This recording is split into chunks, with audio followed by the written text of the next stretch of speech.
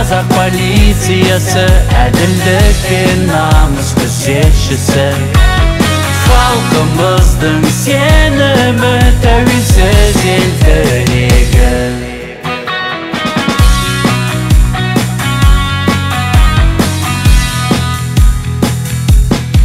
Түнде күндіз әрдайым сақта, қорықпаймыз дауылдан. Антымызға адал боламыз, халық үшін жанымыз құрбан. Біз қазақ полициясы, әділдік пен намыс көсетшісі. Халқымыздың сенімі, тәуелсіз ел тірегі.